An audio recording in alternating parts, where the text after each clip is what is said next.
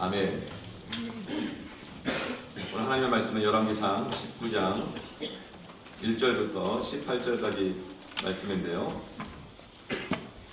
1절부터 8절까지만 읽고 또 19장을 다 함께 다룰 텐데 1절부터 8절까지만 함께 읽겠습니다. 다 함께 한 목소리로 읽겠습니다. 시작. 아합이 엘리야가 행한 모든 일과 그가 어떻게 모든 선지자를 칼로 죽였는지를 이세벨에게 말하니 이세벨이 사신을 엘리야에게 보내어 이르되 내가 내일 이맘 때에는 반드시 내 생명을 저 사람들 중 한 사람의 생명과 같게 하리라. 그렇게 하지 아니하면 신들이 내게 벌 위에 벌을 내림이 마땅하니라 한지라.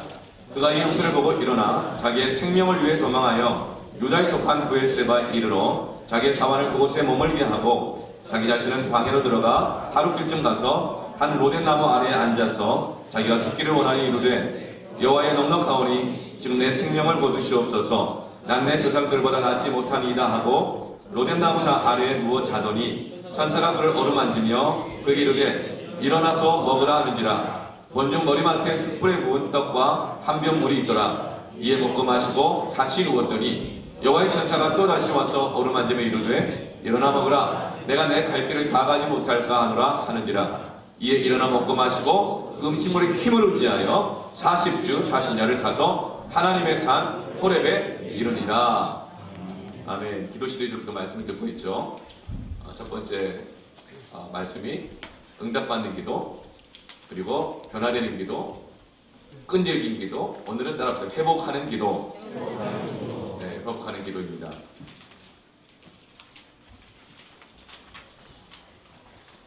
우리가 원하는 결과를 얻거나 목표에 도달하면 그것이 우리에게 굉장히 큰 힘이 됩니다. 격려가 되죠. 활력이 됩니다.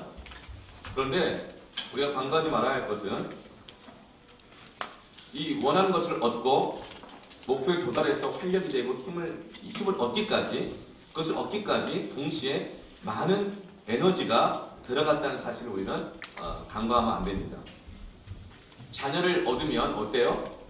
굉장히 기쁘죠? 활력이 되죠? 보기만 해도 이쁘죠? 그러나 그것도 잠시 요만한 아이가 얼마나 그렇게 힘이 센지 나의 모든 것을 다 요구하는데 그 요구하는 에너지가 상상을 초월합니다.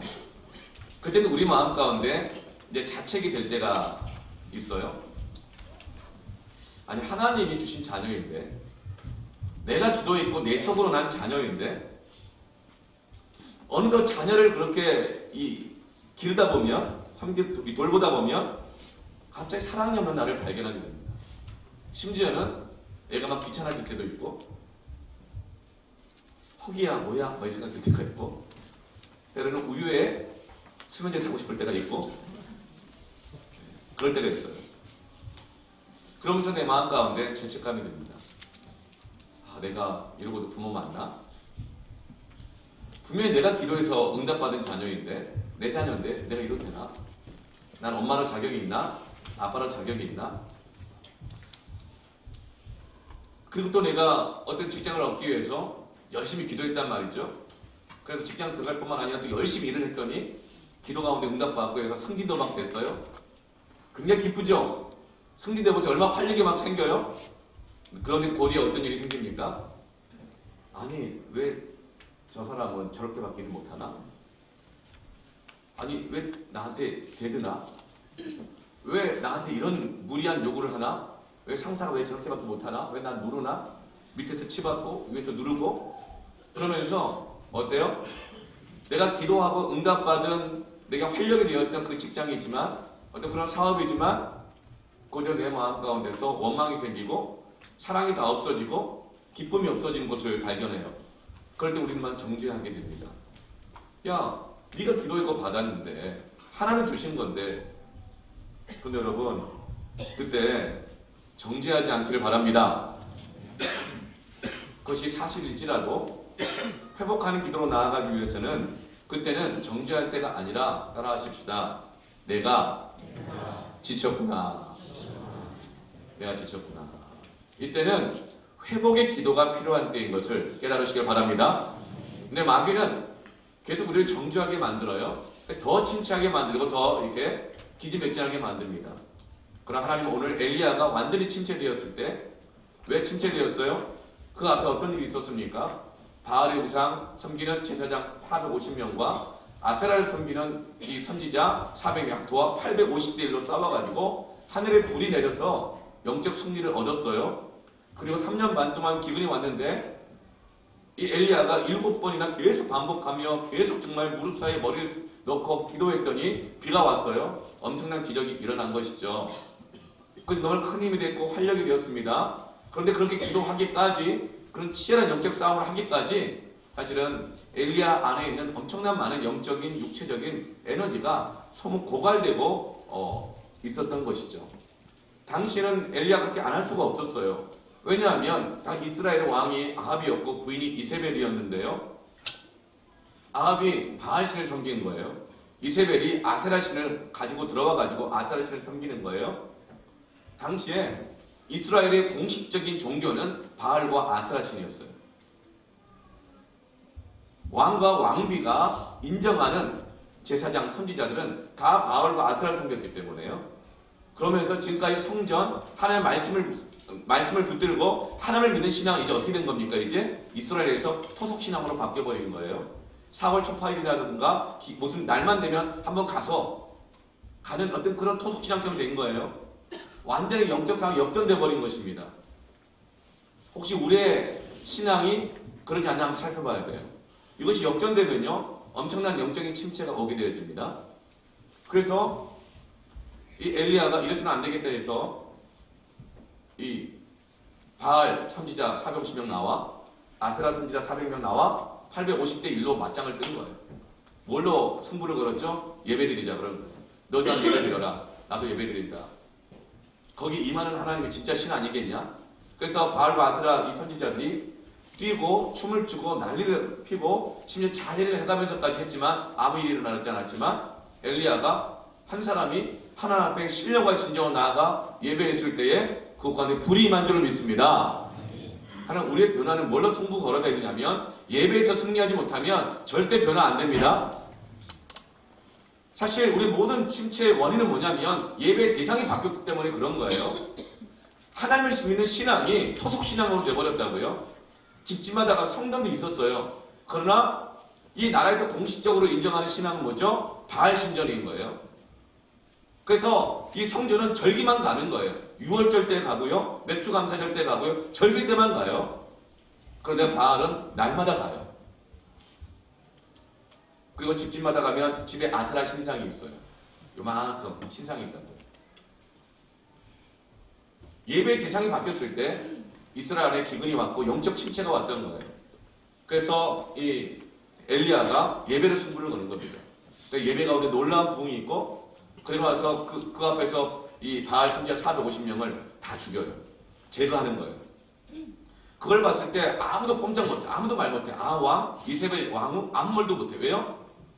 하나님 임재하시고 불이 막 임하고 안 왔던 비가 오고 막 그렇게 하니까 꼼짝 못하고 손도 못 대고 있었던 것이죠. 엄청난 승리를 경험했습니다. 그런데 바로 그 다음에 오늘 본문에 어떤 일이 있어요? 엘리야가 이세벨이 너 죽이겠다, 복수하겠다 이 말 한마디 듣고 도망을 치면서 로덴나무 아래 쓰러져가지고 나 죽여주세요. 그 심한 영적 침체 가운데 빠지게 되는 겁니다. 여러분 그때 하나님이 엘리야를 어떻게 하세요? 네가 기도한 것 가운데 내가 응답했고 네가 하나님의 역사를 경험했는데 너 이럴 수 있느냐? 너 이게 뭐냐? 이렇게 하지 않으세요. 얼음 만져주시고 천사를 보내서 떡을 숯불에 구워서 주시고 물을 마시게 하시면서 먼저 회복하게 하십니다. 여러분 우리가 기도했던 거 응답받고 그걸 내가 잘 못 쫓아가고 그럴 때 있어요. 그럴 때 여러분 너무 닥달하지 말고 정죄하지 마십시오. 그것이 사실이라 할지라도 하나님께 우리 회복으로 이끌어 가실 때는 먼저 어루만져 주시고 먹으라고 하시고 더 잘하고 하시고 쉬라는 것이죠. 그래서 우리가 회복의 기도로 나아가기 위해 중요한 따라합니다. 첫 번째가 뭐냐면 쉬면서 기도하라.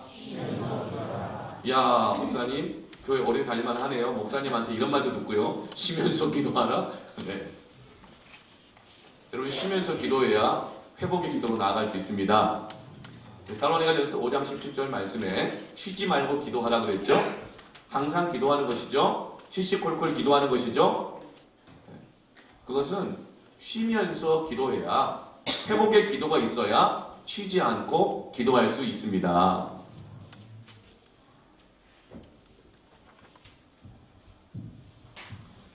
엘리야가 갈멜산에서 850대 1로 싸워 승리했습니다. 3년 반 동안 멈춘 비가 오도록 간절히 7번 반복해서 끈질기게 기도했습니다.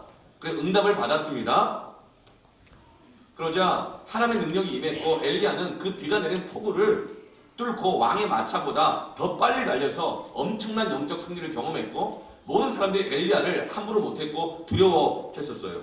엘리야는 그 이전까지만 해도 사르밧 과부집에서 과부 의지해가지고 가난한 과부집에서 피해서 눈치 보면서 먹고 살고 있었는데 이 엄청난 영적인 승리를 통해서 모든 사람이 엘리야를 두려워하게 됐고 함부로 못하게 됐습니다. 그런데 이 사건이 단 하루에 다 일어났다는 거예요. 850대 1의 싸움, 그리고 비가 오게 했던 그 기도, 이 모든 것이 단 하루에 일어난 사건입니다. 엘리야는 기도 응답을 받았지만 당연히 고갈될 수밖에 없었던 거예요. 그래서 2절 말씀에 사람이 지치고 고갈되면 어떤 반응을 일으키냐면 2절 말씀에 이세벨이 사시는 엘리야에게 보내 이르되 내가 내일 이맘때에는 반드시 내 생명을 저 사람들 중 한 사람의 생명과 같게 하리라. 이 말은 뭐예요? 내일 이맘때까지 네가 죽인 바알 선지자, 이세벨 선지자, 내 사람 네가 죽였는데 너도 내가 복수할 거야. 저 사람처럼 너 죽일 거야. 이렇게 위협을 했습니다. 그러다 그 말을 듣자마자 엘리야가 어떻게 해요? 전에 850대 1로 싸웠어도 담대하게 나갔는데 고갈되고 지치자 이세벨 여인 한 사람이 이렇게 말을 함에도 불구하고 그 한 사람의 말 한마디 때문에 완전히 침체가 돼가지고 어떻게 해요? 막 도망을 가요. 어디까지 도망을 가냐면 부엘세바까지 도망가는데 갈멜산에서 부엘세바까지는 약 100km입니다. 그러니까 24시간 동안 죽어라 하고 도망을 가는 거예요. 엘리야가 왜 이렇게 예민하게 반응할까요? 지쳤기 때문에 그런 거예요. 고갈되었기 때문에. 특별히 그게 지쳐있을 때 시간을 얘기하잖아요. 그럼 미치고 환장합니다. 이세벨이 뭐라 그랬어요? 내일 이맘때쯤이라고 했어요. 24시간 안에 너를 죽이겠다고 했거든요. 우리는 마감 시간 다가오면 막 미칩니다. 그 압박감, 스트레스, 고갈 장난이 아니에요. 시험 기간 다가오고 승진 시험 다가오고 그리고 어떤 프로젝트를 맡았는데 언제까지 이걸 해내라. 그렇게 하는데 그 시간 다가오면 막 도망가고 싶어요. 엘리야처럼. 특별히 내가 지쳐있고 고갈되어 있을 때는요. 더 그래요. 전에는 안 그랬는데 내가 너무나 연약하고 이런 회피적인 반응을 막 보이는 것은 그때는 여러분 회복의 기도가 필요한 때입니다. 그때 여러분 정죄하지 마세요. 왜 난 이것밖에 안 되나? 너 이런 사람이었냐? 정죄하지 마세요. 회복의 기도가 필요한 때입니다.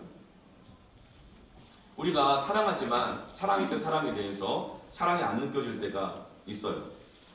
교회를 사랑하는데 교회가 사랑으로 안 느껴질 때가 있고 짐으로 느껴질 때가 있어요. 검은 머리 파뿌리가 될 때까지 사랑하겠다 그랬는데 남편을 향한 사랑이 안 느껴질 때가 있어요. 아내를 향한 사랑이 안 느껴질 때가 있고 혼자 있고 도망가고 싶고 자식이 짐이고 혹처럼 느껴질 때가 있습니다. 그때는 여러분 내가 교회를 사랑하지 않는 것이거나 남편이나 아내나 자녀를 사랑하는 것이 아니라 여러분 지쳐있기 때문인 것을 기억하십시오. 마귀는 그대 자꾸 그것을 정죄하게 해요. 봐라, 네 사랑은 가짜였어. 넌 그것밖에 안 돼. 네 남편도 못 사랑하면서 누구를 사랑해? 네가 네 자식도 사랑 안 하면서 네가 무슨 교사를 해? 이것이 마귀의 정죄하는 방법이에요. 이때는 우리에게 회복의 기도가 필요한 때입니다. 아이가 사랑스럽지 않고 남편이 사랑스럽지 않고 밥하고 싶지 않고 막 도망가고 싶고 그럴 때 있잖아요. 이것은 사랑하지 않는 것이 아니라 고갈되어 있기 때문에 회복의 기도가 필요하다는 것을 우리가 기억하고 있어야 돼요. 엘리야가 부엘세바에 도착을 했어요. 100km를 하루 24시간 밤낮 달려가지고 도망갔어요. 딱 도망갔는데 거기 와서는 어떻게 하죠? 사환을 여기 놔둬요. 자기 혼자 광야길로 하루길 더 가요. 여러분 사환 한번 생각해 보세요. 엘리야는 엘리야인데 사환은 뭔 죄예요? 사환은 뭔 죄예요? 엘리야는 하나님의 기적의 능력을 체험했죠. 천재라는 타이틀도 있죠. 영광도 경험했죠. 능력도 경험했죠. 그런데 엘리야를 죽이려고 하니까 엘리야 도망갔는데 그 옆에 있던 사환은 정신없이 그냥 같이 또 도망가야 되는 거예요. 쫓아가는 거예요. 담임 목사는 담임 목사니까 어디 안 도망가고 꽤 열심히 봉사하고 섬기고 충성하고 막 하지만 담임 목사 명예도 있고 막 그렇지만 네, 그 옆에 있었던 우리 부목사 네, 그리고 또 우리 전도사님들 뭐예요? 그죠? 그런데 부일사방이 다 와가지고 그 사환한테 너 여기 있어라. 또 혼자 가요. 혼자. 이 호렙산까지 혼자 가는 거예요. 그리고 난 동굴에 딱 들어가요. 이걸 볼 때 엘리야가 물론 지금 굉장히 많이 지쳐있고 그렇지만 참 선지자로서 참 훌륭하다. 훌륭하다. 자기 안에 이런 압박감과 스트레스 이 모든 것들을 사람들에게 이렇게 보여주지 않고 있는 거예요. 이게 뭐 완벽주의일 수도 있겠지만 사람들에게 보여주지 않고 싶은 거예요. 그래서 자기 혼자 이 모든 압박감과 스트레스를 감당 나가고 있는 엄청난 책임감의 이런 사람인 거예요. 그리고 로뎀 나무 아래에 딱 엎드려 버리죠. 거기서 하나님 앞에 원망을 하고 쓰러집니다. 뭐라고 원망을 해요? 넉넉하오니 내 생명을 거두소서. 4절 말씀에 자기 자신은 광야로 들어가 하루길쯤 가서 한 로뎀 나무 아래에 앉아서 자기가 죽기를 원하였는데 여호와의 넉넉하오니 지금 내 생명을 거두시옵소서. 나는 내 조상들보다 낫지 못하니이다 하고 넉넉하오니 내 생명을 거두소. 이 말은 뭐예요? 넉넉하다는 말은 뭐냐면 나는 할 만큼 다 했습니다. 이 뜻이에요. 할 만큼 다 했습니다. 난 또 할 거 없습니다. 또 할 수도 없습니다. 그러니 나 죽겠습니다. 이게 아니라 나 죽여주십시오. 이렇게 얘기하는 거예요. 나 할 만큼 했는데 상황은 하나도 바뀐 것이 없고 이게 뭡니까? 나 죽고 싶습니다가 아니고 나 죽여주십시오. 이 말은 내가 스스로 죽는 것, 내가 하나님께 기도했고 내 사명 감당에다가 내가 죽고 내가 포기하는 것은 자존심 상해서 못하겠고 차라리 하나님은 나를 그냥 그만두게 만들어주시고 나를 참 죽여서라도 하시지. 그러니까 아직도 지금 이 엘리야의 마음 안에는 이 자존심이 막 살아있는 거예요. 사람들 앞에서 그런 걸 보이고 싶지 않으니까 로뎀 나무 아래 숨어버리고 나중에 동굴도 숨어버리고 그리고 하나님이 죽이시라고 이렇게 지금 하나님 앞에서 이제 원망하고 있는 것이죠. 근데 하나님 뭐라고 말씀하세요? 야, 네가 기도했고 네가 헌신했고 네가 한 거 아니냐? 못난 놈. 뭐 넉넉하다고? 할 거 다 했다고? 얼마나 했다고? 10여 년 전에 카드사 선전이 현대카드인가? 자동차 막 가는데 차 윈도우 딱 내리면서 팔이 딱 나오는데 카드를 딱 들고 있어요. 그리고 이런 멘트가 나옵니다. 열심히 일한 당신 떠나라 나오더라고요. 제가 그때 예수 믿고 한참 열정적이어가지고 그 광고 보자마자 멘트가 나오자마자 나도 모르게 이런 말 나오더라고요. 쥐뿔 얼마나 일했다고 뭐 이런 말이 나왔거든요. 네. 근데 하나님은 그렇게 하지 않으셨어요. 5절 말씀에 천사가 와서 그를 어루만지며 그에게 이르되 일어나서 먹으라 하는지라. 여러분 순서가 있어요. 쉬게 하는 것도 순서가 있어요. 먹이는 것도 순서가 있어요. 어루만지고 일어나서 먹으라 그래요. 여러분 아침에 아이들 깨울 때 어떻게 해요? 일어나! 밥 먹어! 이게 아니고 회복의 기도는 시작이 무엇부터 시작합니까? 어루만. 등짝을 때리면서 일어나! 밥 먹어야지! 학교 가! 이게 아니고 어루만지면서 일어나게 하고 그리고 먹이는 것입니다. 여러분 지금 엘리야는 도망쳐 온 거예요. 고갈리에서 도망칠 수밖에 없었고 또 도망쳐 오면서 또 다 고갈렸어요. 이렇게 도망쳐 온 사람들 사실 우리는 날마다 집으로 올 때 정말 그 스트레스 어렵고 힘든 일 그 가운데서 집으로 좀 쉬려고 도망쳐 온 것 아닙니까? 한 주간 동안 세상 가운데 치열하게 살다가 교회로 예배로 어쩌면 우리가 이 피난처 가운데 도망쳐 온 것 아닌가요? 그런데 그럴 때 도망쳐 왔는데 쉬려고 왔는데 힘들어? 기도해! 뭐 이렇게 막 기도해! 뭐 이렇게 하면 안 되겠죠. 그러지 말고 어루만져 주어야 하는 거예요. 남자나 여자나 아이나 어른이나 늘 피할 곳이 필요해요. 이 세상 살아가는 건 아무리 원하는 걸 얻기 위해서도 내가 얻었지만 고갈될 수밖에 없어요. 그때 여러분 어루만져줌이 필요합니다. 탈진하면 예민해지기 때문에 그래요. 탈진하면 조금만 건드려도 아파요. 그래서 어루만져 주는 거예요. 100km를 24시간 달려와 쓰러져 있는 엘리야를 하나님이 등짝을 때리면서 주마가 편이라고 일어나 이렇게 하지 않으시는 거죠. 10절 말씀에 이렇게 고갈되어서 예민해진 엘리야가 어떻게 반응을 합니까? 그렇게 일어나서 먹이고 나시니까 10절에 그가 대답하되 내가 만군의 하나님 여호와께 열심히 유별하오니 이런 이스라엘 자손이 주의 언약을 버리고 주의 제단을 헐며 칼로 주의 선지자를 죽였으며 오직 나만 남았거늘 그들이 내 생명을 찾으려 하나이다. 이 말은 뭐예요? 모두가 다 날 미워한다고 하고 있는 거예요. 고갈되면 이렇게 예민해져요. 지나치게 반응하게 돼요.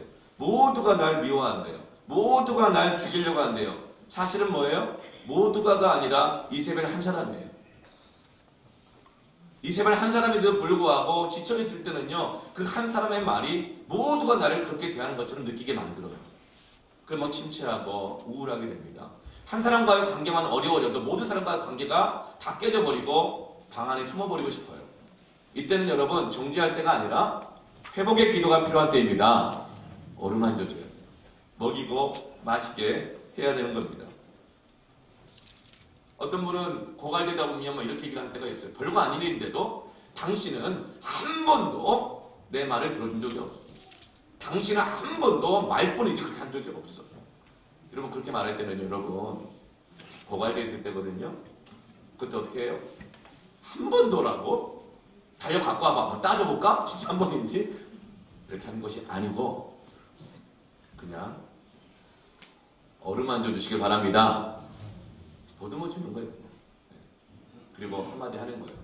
밥은 먹었어? 그게 회복의 기도의 시작입니다. 제자들이 갈릴리로 도망쳐 왔을 때 완전 지쳐 있었거든요. 철저하게 자기의 실망이 있거든요. 예수님이 뭐하고 기다리셨어요? 숯불을 피워서 생선과 떡을 굽고 계셨습니다. 그리고 너 나 사랑하냐? 나 너 사랑하냐? 그리고 먹어라 그러셨거든요.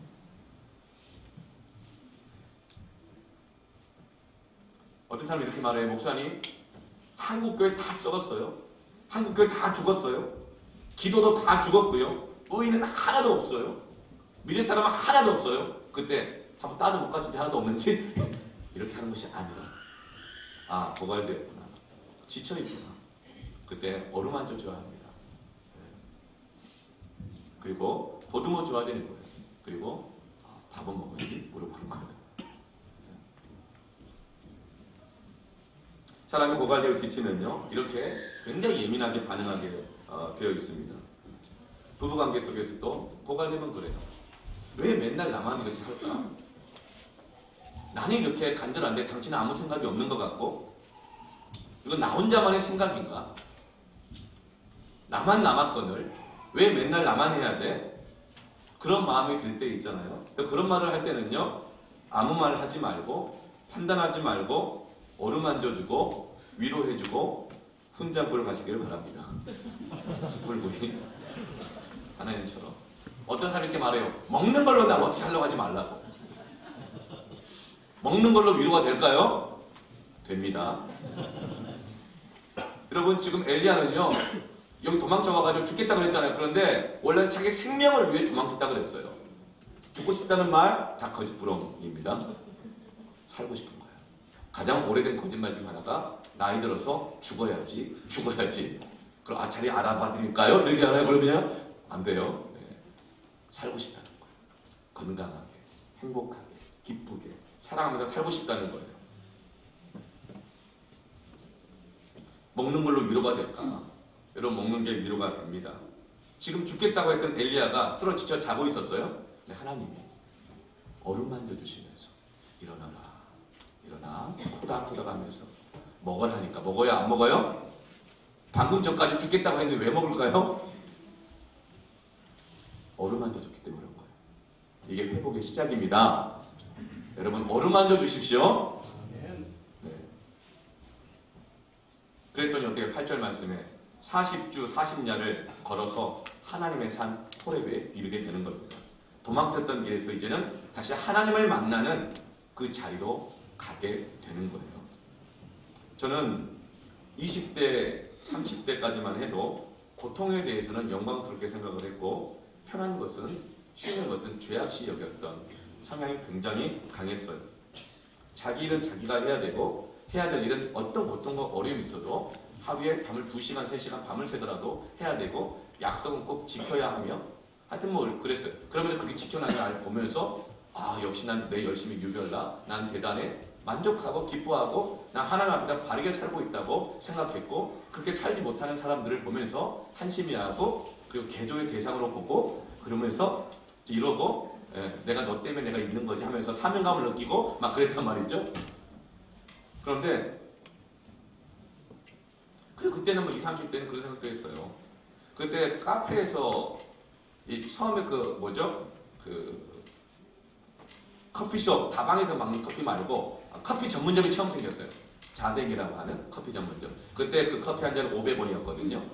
돈가스가 1,300원, 그리고 함박스테이크 1,500원, 비육가스 1,800원이었을 때, 그리고 자판기 커피가 50원이었을 때였어요. 그러니까 자판기 커피 50원이었을 때 자댕 커피 전문점 커피 500원이니까 10배인 거죠. 지금이 아마 스타벅스 커피 4,500원 그러나요? 3,500원 모르겠는데, 네. 그런 거예요. 그걸 보면서 카페에서 커피를 마시는 사람을 보면 카페, 커피 이랬어요. 왜냐하면 그 당시 500원이면 북한의 아이들의 일주일, 기아혈의 일주일 아이들의 식량이었기 때문에 카페에서 커피 한번 나볼래? 이러고 마음이었어요. 그리고 하루에 4시간 이상 자는 거는 용납이 안 됐어요. 왜냐하면 고3 때 내가 원하는 대학 가려고 세상에서 살아남으려고 하는 4시간 자고 공부도 하면서 아니 어떻게 주님을 위해서 살아야 되고 세상에서 다 감당하려는데 어떻게 잘 잠을 다 자고 살 수 있나 하면서 4시간 이상 자는 사람을 보면은 게으른 사람으로 여겼습니다. 특히 뭔 일 하다가 뭔 일만 하려고 그러면 밥 먹고 합시다. 그럼 속으로 돼지야? 이런 생각을 했어요. 금강산도 19경이에요. 여기가 금강산이야? 교회지? 이랬고. 그런데 제가 40대가 됐는데 이상해지는 거예요. 배가 고픈데 짜증이 나기 시작하더라고요. 막 정기감이 밀려오는 거예요. 배가 고픈 것과 짜증을 내는 것이 무슨 상관관계가 있을까? 아무리 생각해도 내 신앙에는 없는데 내 몸이 짜증이 나고 종사가 짜증이 나는 거예요. 그걸 보면서 제가 좀 당황스러워했고 막 회개했어요. 짜증나는 저를 밥 먹으면 될 일인데 짜증나는 걸 회개하고 있었다고요. 저는 그런 마음이 있었어요. 그리고 배고프다 짜증내는 사람 보면 막 정죄했거든요. 근데 제가 40대가 되면 제가 그러는 거예요. 그리고 피곤하고 지치고 막 그러면 막 낮에도 막 잠을 자고 싶은 거예요. 내가 이렇게 게으를 수가 있나? 좀 자고 쉬면 될 일인데 이 게으른 종을 용서하여 주시옵소서. 주님은 밤새 기도하셨는데 내가 이게 뭡니까? 주님 밤새 기도하신 거 성경에 딱 3번 기록되어 있거든요. 근데 나는 그냥 그거를 그냥 너무 이렇게 죄악시하고 막 그랬던 거예요. 난 이렇게 게으르지 않았었는데 내가 왜 이럴까? 여러분 이것은요 이미 많이 먹었는데 또 먹으러 가고 이런 사람들 있잖아요. 이 사람 회개해야 돼요. 그래서 하나님 금식시키시거든요. 그게 아니고 지쳐있는데도 불구하고 열심히 살아고 지쳐있는데도 불구하고 자기 자신을 정죄하고 닥달하지 말고 열심히 일하고 지쳐서 들어왔는데 남편 닥달하지 말고 어루 만져주길 바랍니다. 남편 딱 들어와요. 집에서 애를 보고 있었죠. 힘들죠 나도. 남편 딱 들어오자마자 한 1분 늦었어. 아니 전화를 안 하고 늦었어. 그러면 딱 째려보죠. 눈빛이 어루 만지게 막 찌르는 거죠. 딱 찌른 다음에 그 다음에 뭐죠? 싱크대를 딱 보면서 설거지 하라는 거지. 설거지 하라고. 여러분 설거지 시키기 전에 온 힘을 다해서 남편이 들어오면 한번 안아주시길 바랍니다. 그리고 물어보는 거예요. 밥은? 그리고 나서 나도 사실 집에서 내보기 힘들어가지고 준비 못했는데 오늘은 나가서 숯불구이 이렇게 된 거예요. 그럼 남편이 그럼 행복해. 근데 지금 몇 분이나 당신 맨날 일에 한 번도 제대로 들어온 적이 없어. 연락한 적이 없어. 당신 나 아픈 거 힘든 걸 알긴 해. 이해는 해. 그러면 이제 그 말 때 남편 무슨 생각 드는지 아세요? 그럼 나는? 막 이런 거죠. 그러면 나 혼자 남았거든. 이러면서 남편은 동굴에 들어가 버리는 거예요. 어루만져 줘야 합니다. 같이 먹어야 합니다. 네. 이 회복의 기도의 시작이라고. 하나님이 지금 그렇게 하고 계세요. 이런 누가 침체에 빠져 있으면 기도해 이렇게 하기 전에 먼저 어루만져 주세요. 네. 그리고 나서 숯불구이 사주세요. 아멘. 네. 약속 많이 잡힐 것 같은데 숯불구이 먹으면서도 물 마셔가면서 먹어라 그러세요. 근데 어떤 사람은 먹이면서도 밥값을 하고 살아야지 뭐 이런 말 하세요. 엄청난 율법적 상색. 너 밥값이 하냐? 먹었으면 해야지 뭐 이런 있잖아요. 절대 그런 밥 먹지도 말고 사주지도 마세요. 더 침체하게 만드는 거예요. 그런데 엘리야가 이렇게 우리 하나님이 얼음만 주시고 먹이 주시고 물 마시게 하시고 하셨어요. 먹으니까 어때요? 식곤증이 어디로 지쳤으니까 자요. 그럴 때 뭐라 그래요? 아니 먹기나 뜬 건 돼지같이 자냐? 그렇지 않으셔요. 여러분 그냥 우리 자녀들이 남편이나 아내가 먹고 놓으면 잘 때 여러분 하나님 사랑하시게 잠을 주는 도다 이렇게 하고 어루만 드시기 바랍니다. 그게 사랑스럽게 쳐다봐야지. 먹고 자냐? 이러지 마세요. 그리고 나서 소화할 시간을 주세요. 그리고 나서 다시 어루만 드셔요.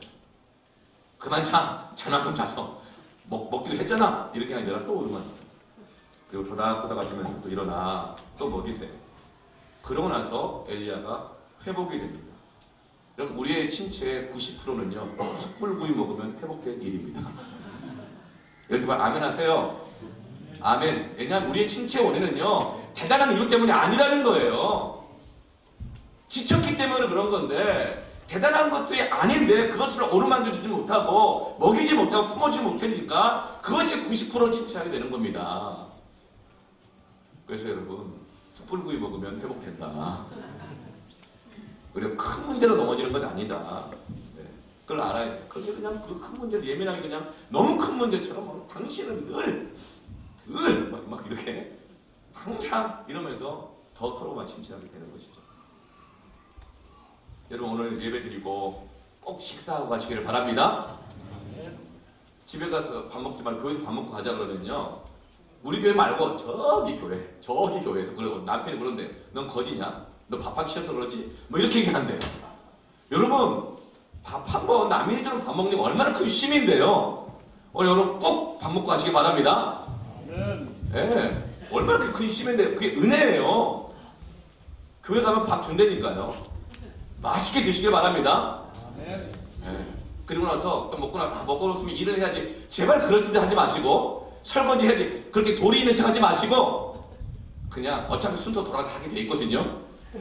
그러니까 밥 그냥 맛있게 먹고 설거지 하지 말고 가족끼리 손 꼭 잡고 다시 호랩으로 나의 사명된 가정으로 월요일부터 직장으로 세상으로 나아가시길 축원합니다. 쉬면서 기도해야 돼요.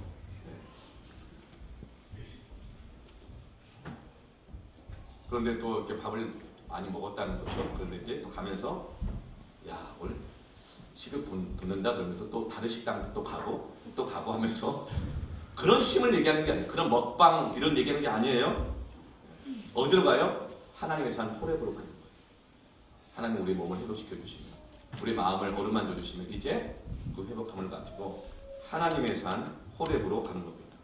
계속 먹으러 다니면 안 돼요. 계속 먹어서 회복하려고 하면 안 돼요. 계속 먹어서 회복하면 어떻게 되죠? 몸에 침체가 와요. 몸에 침체만 옵니까? 그 몸을 보는 내 마음도 침체가 와요. 서로 보면서 관계에 침체가 와요. 갱년기도 막 오고 서로 권태기도 막 오고 그러면서 각자 자기 동굴 속으로 막 들어가 버리게 되는 거예요. 여러분 하나님 우리 어루만져 회복시켜 주실 때는요 하나님 앞으로 가기를 축원합니다. 호렙으로 가야 되는 거예요. 계속 그냥 일주일 내내 그냥 그 먹자 투어만 하는 분들이 있어요. 먹자 투어, 인터넷 사이트 투어, 유튜브 뭐 투어. 쉬면서 기도합시다. 두 번째로 어떻게 회복하는 기도를 하게 되느냐 하면 따라합시다. 시선을 바꿔서 기도하라. 우리 대부분의 이 침체의 원인은요 사실 사소한 것들인데요 그 사소한 것들이 우리의 시선을 다른 곳을 향하게 할 때 침체가 와요. 시선의 문제예요. 3절 말씀을 보면 그러니까 엘리야가 이 형편을 보고 어떤 형편이요? 이세벨이 엘리야를 24시간 안에 죽이겠다고 복수하겠다고 했던 말, 그 상황, 그 이세벨 그 형편을 보고 자기의 생명을 위하여 도망을 쳤다는 거예요. 침체가 확 와버렸다는 거예요. 우리 아론과골 한나에서 한번 봄나들이 한번 갔죠. 대부도에. 그랬더니 그 20몇 층짜리 탑 있잖아요. 거기 올라가면 바닥 유리로 된 그 카페가 있어요. 길이 있어요. 그걸 걸어가게 하더라고요. 걸어가라고. 근데 누가 저보고 목사 한번 걸어가 보셔요 그러는 거예요. 제가 믿음이 좋은 거지 내가 겁이 없는 건 아니거든요. 그래서 걸어가라고 그러는데 또 제가 되게 젊고 그런데 한번 걸어가 보려고 했는데 바닥을 보니까 다리가 달달달 떨리면 그걸 못 가고 있는 거예요. 그래서 내가 이만한 믿음도 없나? 주여 하면서 갈까 하는데 다리가 안 떨어져요. 여러분 신앙과 겁은 별개라고 기억하세요. 그냥 가긴 가야겠고 어디에 가야 되는가? 그래서 그 보면 바닥 유리본 밑에 철로 된 프레임이 있어요. 그 위로만 걸어가가지고 겨우 한 바퀴, 반 바퀴 걸어갔거든요. 시선이 문제인 거예요. 내가 무엇을 보느냐가 그것 때문에 두려움이 찾아오게 되고 침체가 되는 거예요. 그렇다면 여러분 어떻게 하면 회복이 될까요? 시선을 바꾸면 회복됩니다. 배가 고프면 먹으면 회복되고요. 시선이 잘못돼서 두려움이 찾아오면 보고 있는 그 시선을 바꾸면 회복되는 겁니다. 이게 회복하는 기도예요. 회복하는 기도는요. 시선을 바꿀 때 나의 시선을 주님께 돌리고 그 시선을 바꿀 때 회복하게 됩니다.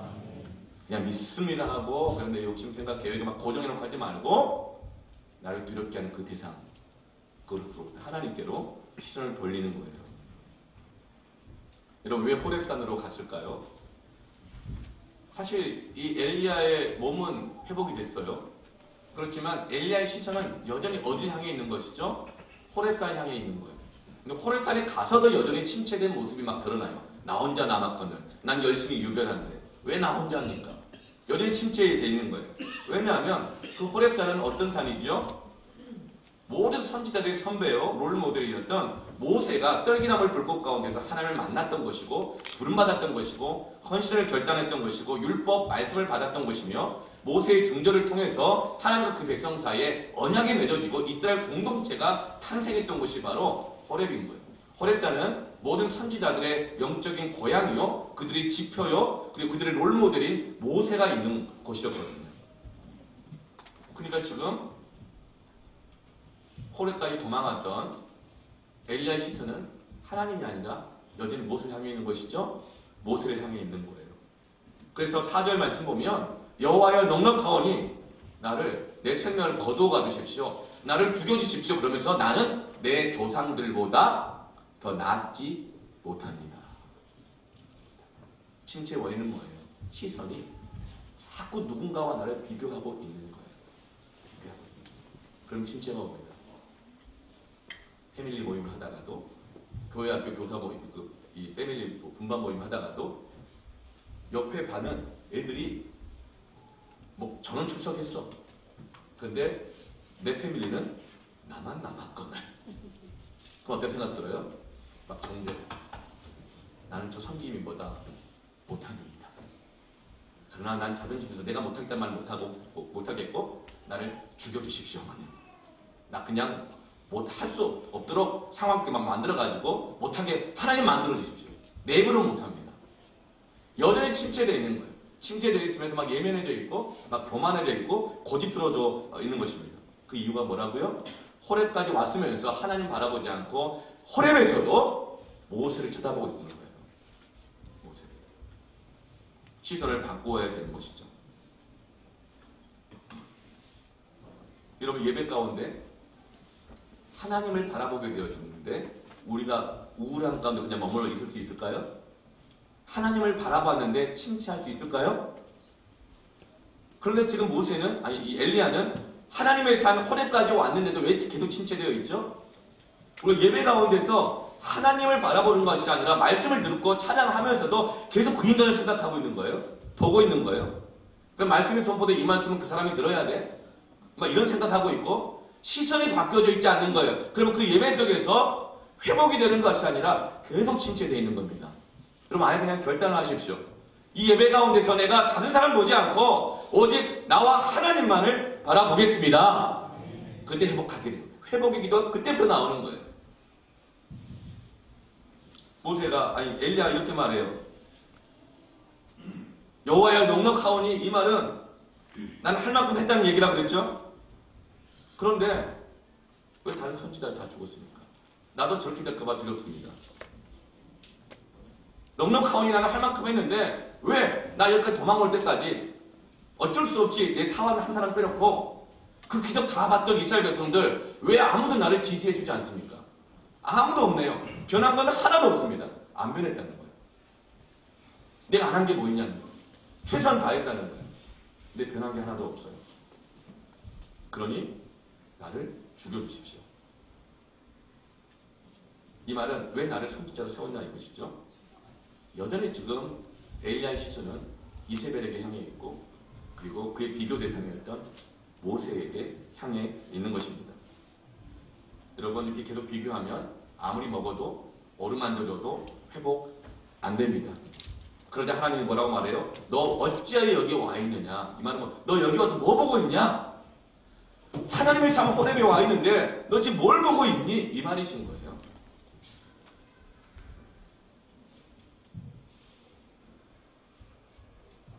그때는 여러분 하나님의 음성을 들어야 합니다.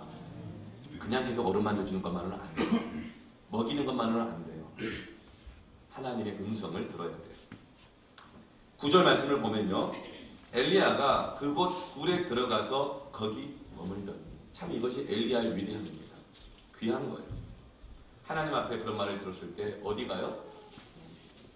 여기도 아니네 이러면서 딴 데로 가는 것이 아니라 호렙산 안에 있는 기도의 굴로 들어갑니다. 남자가 스트레스 엄청 많이 받으면 남자는 자기만의 동굴이 있다고 그러잖아요. 동굴로 들어가는데요.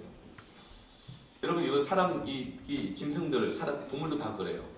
동물들이 있잖아요. 특히 상처를 입으면요. 특히 수컷들은요. 상처 입으면 무리에서 빠져나갑니다. 그리고 아무 데서 보이지 않는 곳에 숨어요. 언제까지? 그 상처가 다 나을 때까지. 왜냐하면 자기 상처 입은 걸 보면 주변에 있는 수컷들이 공격하거든요. 주변에 이 들짐승들 경쟁자들이 막 공격을 하는 거예요. 그래서 아무도 안 보이는 곳에 숨어서 나을 때까지 기다리는 거예요. 그리고 나았고 난 다음에 다시 가족으로 돌아오게 되는 거거든요. 그 남자들도요, 힘들고 어려우면요, 자기의 동굴로 들어가려고 하는 이런 본능이 있습니다. 네. 그럴 때, 저 인간은 말을 안 해. 근데 말을 하고 왜 저렇게 방에 들어가가지고 저렇게 하고 있나? 그러면서 막 문을 꽉꽉꽉꽉 두드리면서 말 좀 하라고! 막 이렇게. 그렇지 않고, 얼음 만져주시고. 밥은 이렇게 하는 거예요. 그런데 남자들도 여러분 동굴로 들어가더라도 방으로 들어가더라도 다른 방 들어가지 말고 그때는 기도의 방으로 가시길 바랍니다. 기도의 방으로 가지 말고 노래 방 이런 거 가지 말고 흡연실 이런 거 가지 말고 여러분 그런 데 가지 말고 기도의 굴로 들어가시길 바랍니다.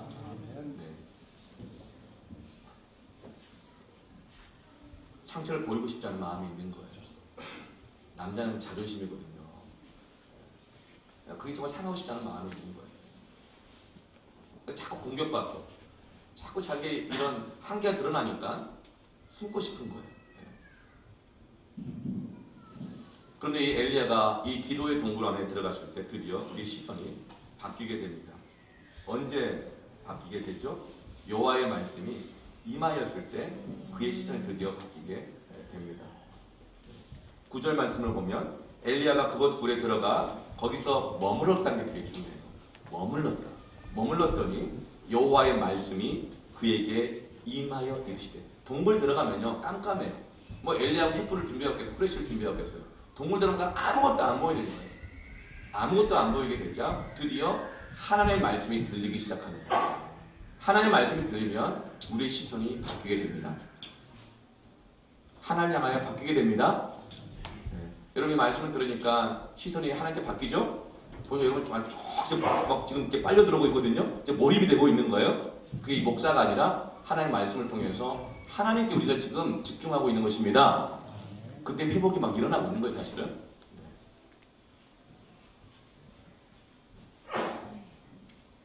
그래서 우리 모두에게는 하나님의 음성이 들릴 수 있는 세상과는 차단된 공간, 이 기도의 동굴이 반드시 필요합니다. 이 기도의 동굴 안에서 말씀이 들리기 시작하고 말씀이 이 척박한 마음 가운데 흡수되기 시작합니다. 그리고 그 캄캄한 동굴에서 말씀의 빛이 엘리야 안에 있었던 진정한 침체의 원인, 먹는 것으로도 쉬는 것으로도 완전히 회복되지 않는 진정한 침체의 원인을 빛으로 드러내어주고 계셔요. 그것이 바로 10절 말씀인 거죠. 하나님께 내가 열심히 유별하오니, 이 말은 나는 무지하게 열심히 일을 했는데 최선을 다했는데 어때요? 다른 사람들은 하나도 안 배웠어요. 이거는 나는 잘못한 게 없고 난 최선을 다했을 뿐인데 사람들이 안 도와주고 사람들이 문제고 다 잘못됐다는 거예요. 왜 모세같이 그렇게 나를 사용해 주지 않으시는 겁니까? 왜 이스라엘 백성들이 왜 안 변하는 거예요? 내가 잘못한 게 뭐가 있는 거예요? 나만 남은 거잖아, 나만. 이 판단하는 것, 이 원망, 억울함, 이런 것들이 비교하는 것, 이것이 지금 이 엘리야의 침체의 원인인 것이 이 말씀 가운데서 하나님께 빛 가운데 드러나고 있는 거예요. 그러면서 왜 나만 남았냐고. 이 말은 왜 날 이렇게 혼자 있게 내버려 두십니까? 이 말이에요. 누구나 있죠. 혼자 있으면 비참해요. 자존감 무너져요. 만약에 예배를 딱 드리는데 여러분은 아무도 이 주일에 안 오고 나 혼자 있다고 생각해 보세요. 저 아마 로렌나무로 100km 달려가가지고 다시 나 파송했던 안산 동쪽에 돌아가가지고 엎어져가지고 죽여주시옵소서, 개척 취소시켜 주시옵소서, 난 자격이 없습니다. 아마 이럴 거예요. 혼자 있으면 비참해지고 자존감이 무너지는 것입니다. 그런데 여러분, 그 동굴 가운데서 하나님이 말씀으로 임하시면서 혼자가 아니라고 계속 말씀해주고 계시잖아요. 7,000명이 더 있다. 그리고 하나님의 음성이 들리면서 내가 여기에 있다. 그러면서 엘리야의 시선이 하나님께로 바뀌게 되는 것입니다. 하나님께서 동굴 안에 갇혀있던, 숨어있던 엘리야를 밖으로 나오라고 그랬어요. 그 산 앞에 딱 서라고 그럽니다. 그러자 갑자기 지진이 일어나면서 그 거대했던 산, 호렙산, 호렙산 보고 지금까지 달려왔잖아요. 눈에 보이는 산이 흔들리고 지축이 흔들리고 지진이 일어나고 번개가 치고 막 땅이 갈라지고 막 불바람이 불고 막 이러는 거예요. 아무것도 보이지 않게 되는 상황인 겁니다. 근데 거기 하나님 계시지 않는 거예요. 근데 하나님 어디에 계셨죠? 세미한 음성 가운데 계셨다고 했어요. 세미한 음성은 몰입하지 않으면 들을 수가 없어요. 세미한 음성은 몰입해야 들을 수 있어요. 하나님은 지금 엘리야가 눈에 보이는 것에서부터 하나님께 몰입할 수 있도록 세미한 음성으로 말씀을 주고 계시는 거예요. 이렇게 나의 시선을 바꾸고 하나님께 몰입하며 기도할 때 우리 안에 놀라운 회복이 일어나게 되는 것입니다. 여러분, 우리 주변 아이들도 보면요, 굉장히 산만한 아이들이 있습니다. 아이들만 또 그런 건 아니죠. 어른도 그래요. 완전 보존 못해요. 앉았다 일어났다 앉았다 일어났다 그래요. 지금은 이제 우리 교회 없는데 그냥 예배 시간에 적어도 평균 2번 이상 왔다 갔다 해야 돼요. 나갔다 들어왔다 나갔다 들어왔다. 뭘 하고 나갔다 들어올지 모르겠어요.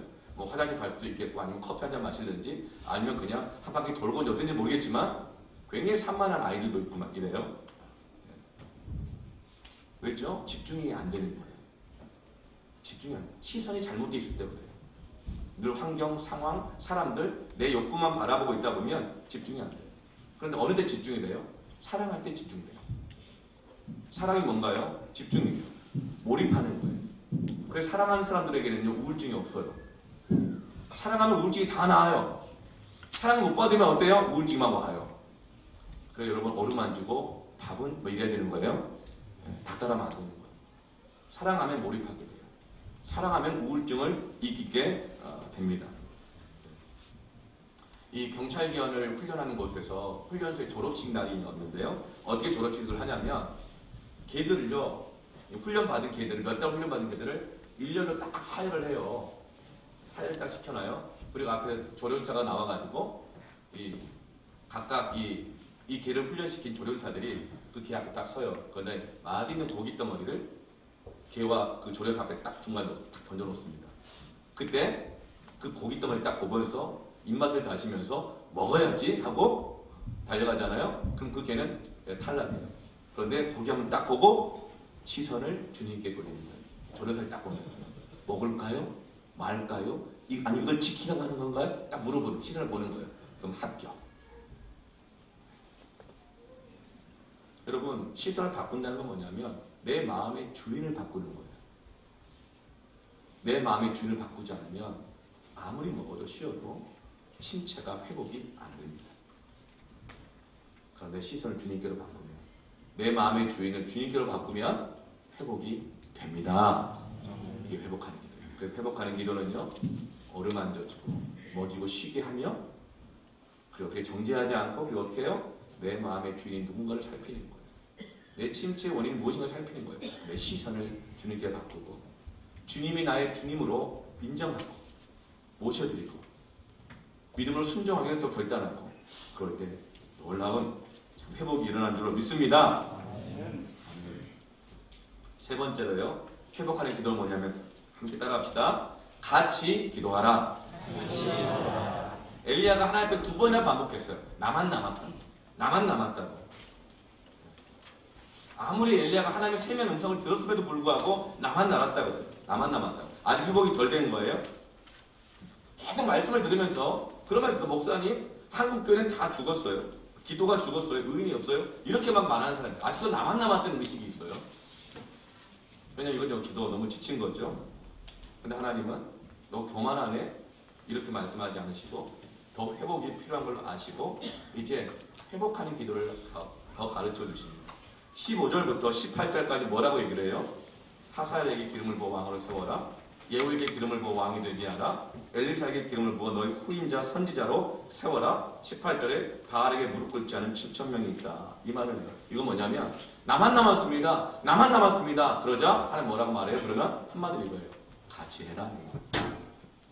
배고파서 쓰러지면 먹어라 하시는 거예요. 시선이 잘못됐으면 시선을 바꿔라 하시는 거예요. 그리고 나만 남았다고 자꾸 그러니까 너 혼자 아니다. 같이 해라. 그러면 됩니다. 여러분, 나만 남았다고 생각하시는 분들 같이 할 때 회복하게 될 줄로 믿습니다. 그런데 나만 남았다고 생각하는 마음속에서는요, 이미 사람들이랑 판단이 다 있어. 그러니까 내가 가도 저 사람은 같이 안 해줄 거야. 동의 안 해줄 거야. 해도 여전히 자기 방법, 자기 습관대로 할 거야. 내 성에 안 찰 거야. 관계 더 어려워질 뿐이야. 그리고 자기가 판단으로 다가가질 않아요. 그런데 여러분, 의외로 하나님이 내게 주신 그 위로와 치유 속에서 시선을 바꾸고 사람에게 다가가면요, 함께하게 되는 역사가 일어납니다. 그때 치유가 돼요. 가끔 저를 어렵게 찾아하시는 분들이 있어요. 성도님들. 저 그렇게 어려운 사람은 아닌데도 불구하고, 왜냐면 제가 너무나 이렇게 막 똑바르고 너무 이렇게 쉬지 말고 기도하라 막 이런 거 같고, 그리고 또 제가 또 굉장히 생각이 강하고 분명해가지고 무슨 말 해도 막 잘 안 들어줄 것 같고 막 딱딱할 것 같고 가서 야단만 맞고 올 것 같고 막 이래가지고 잘 못 다가오는데, 아주 기도하다가 하나님 시대를 바꾸셔가지고 영국에서 저를 만났더니 목사님 이렇게 카스테라처럼 부드러운 분이시고 이게 제 생각이고 위로가 됐대요. 저 얼마나 위로가 됐대요. 위로가. 그리고 그러면 하는 말, 목사님 이런 걸 다른 사람도 알았으면 좋았을 텐데. 그 말은 뭐예요? 다 그렇게 생각한다는 건가? 하나님이 마음을 위로해 주시고 신을 바꿔줘 다가가면요, 사람들이요 의외로 함께하게 되어집니다. 그러면서 그 침체가 회복될 줄로 믿습니다. 전도할 때 우리 이제 케이크 하니까 전도해야 되잖아요, 그렇죠? 아멘. 전도할 텐데요, 전도 들고 나면 벌써 유리바닥 걸어가서 떨어요. 그러면서 인상 좋고 편안하고 말 잘 들을 것 같고, 특히 막 애들, 초등학교 이런 애들 막 가려고 하는데 얼굴이 막 무섭게 생기고 딱딱하게 생기면 어때요? 달라 떨려가지고 안 가, 못 가. 근데 여러분, 시선을 주님께 딱 바꾸면요, 그 영혼이 귀해 보여요. 그래 다가가서 전도를 주면서 교회 다니세요? 물어보잖아요. 그럼 오히려 그 험악하게 생긴 사람이 오히려 전도를 받아요. 얘기를 들어줘요. 왜 그런 줄 아세요? 험악한 사람은 평소에 아무도 안 다가오기 때문에 외로워요. 나만 남았고 이 생각으로 살거든요. 다가와 주니까 당황하기도 하고 고맙기도 하면서 오히려 들어주는 역사가 많습니다. 여러분 같이 해야 돼요. 같이 할 때 회복돼요. 신앙생활 혼자 하지 마세요. 이 시대는요 침체 시대예요. 혼밥, 혼술 뭐 다 혼자 해요. 교회도 뭐라고 해야 되나? 혼예배? 뭐라 해야 되지? 혼이 납니다 그러면. 자, 네. 같이 하시길 바랍니다. 패밀리로 같이 하세요. 힘들어 어려워하면 어루만져 주면서 기도 제목을 얘기하세요. 기도 제목을 나누세요. 그냥 나만의 동굴로 숨어 있으면서 나밖에 없다고 원망하고만 있지 마시기를 바랍니다. 모세가 출애굽기 4장 보면 하나님이 떨기나무 불꽃에서 이 호렙산을 만나주시면서 내가 너를 통해 구원하겠다고 그러자 모세가 계속 거절해요. 나 못합니다. 안 됩니다. 왜 이제 나타나가지고 나무 하라고 그러는 겁니까? 이거 뭐죠? 40년 동안 모세가 광야에서 양치기 하면서 고갈된 거예요. 자존감도 바닥이고요. 고갈된 거예요.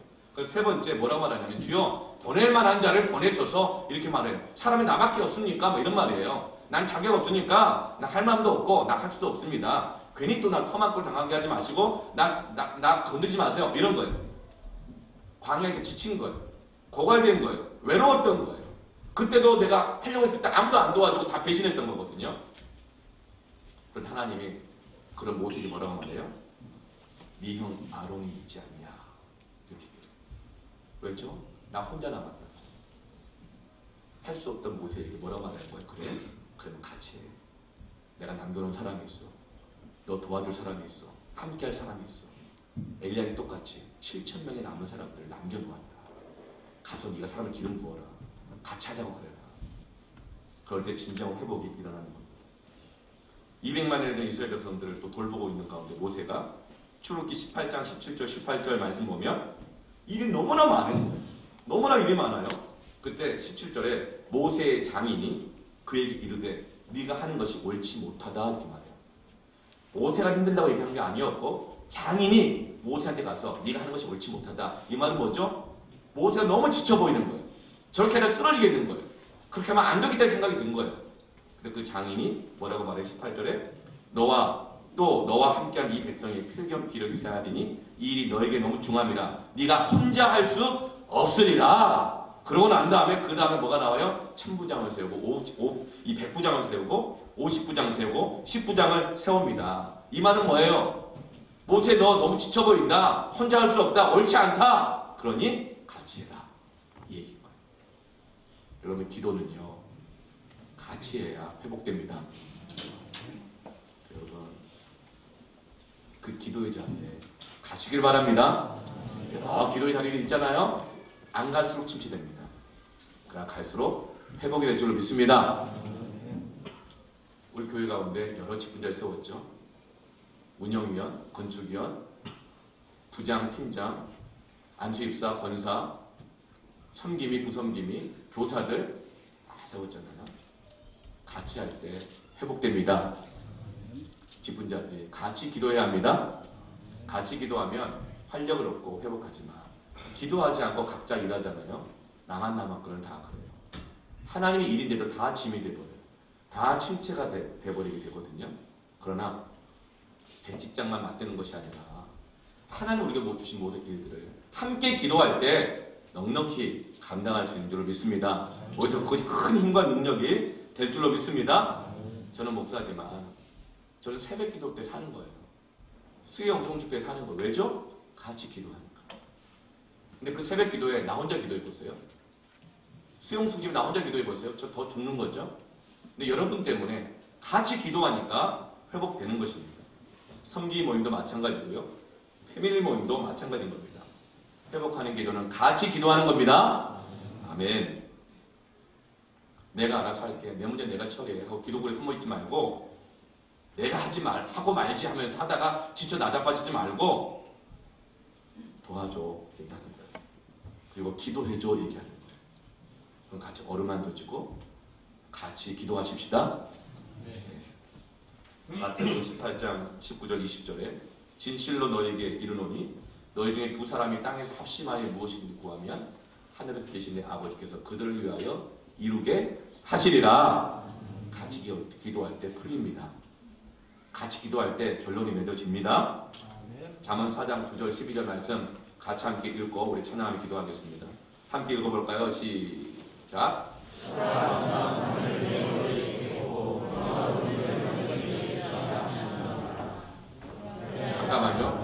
잠깐만요. 잠언이 아니라 전도서입니다. 죄송합니다. 전도서 4장 9절부터 12절까지 말씀 같이 함께 읽고, 여러분 성경 다 가지고 오셨죠? 함께 한번 읽어보도록 하겠습니다. 시작. 두 사람이 한 사람보다, 우리 구약의 951쪽입니다. 잠언 전도서 4장 9절에서 12절까지 우리 함께 읽겠습니다. 시작. 두 사람이 한 사람보다 나음은 그들이 수고함으로 좋은 상을 얻을 것입니다.